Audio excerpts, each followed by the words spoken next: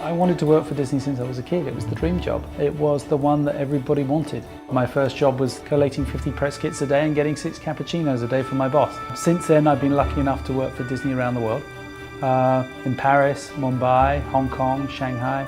I'm working on projects that were audacious. I love the audacious. Well, the ones you wake up in the morning and you think, can I pull this off? Those are the ones you live for.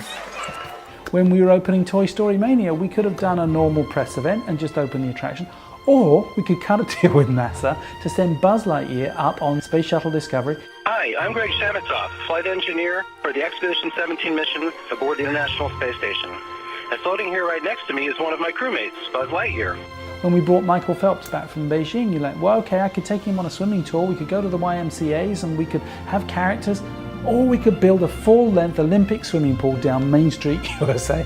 That makes it exciting. I was invited to be Vice President of Innovation and Creativity and asked the task, if you will, the challenge was how might we increase our capability to innovate? How might we become more flexible, more nimble, quicker to market, and more empathetic in consumer insights? And so we developed something called the Toy Box. It took me about 1.5 years to develop, and it's a creative problem-solving model. It's a design thinking process, but it's easy for people to use. And it's a mixture of creative behaviors and creative toys that enable people to think differently. Is it free with purchase? What is it? It can be for the purchase. It can be deliverables. Deliverables. Oh, I like that. The workshops, whether they're half-day workshops, full-day workshops, they leave people with not only inspired and motivated, and that's important, but you've got to leave people with, okay, now what do I do with that? And so the more we can actually get into a workshop and really help people understand how to use these tools and make them easy for people to use so they can use them tomorrow morning at 9 o'clock. I'll tell you what, I'm going to teach you a better way to brainstorm. There's a lot of big brands out there that aren't going to be around in 5 or 10 years because they can't act as entrepreneurial startups. They're too big.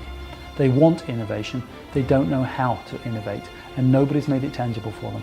And I think that this particular creative problem-solving model makes it tangible. So it's not just, you don't need an innovation creativity department. The moment you do that, you shirk responsibility from everybody else. Innovation and creativity should be in everybody's roles and responsibility. And people were children. They were all creative once, so they can be creative again.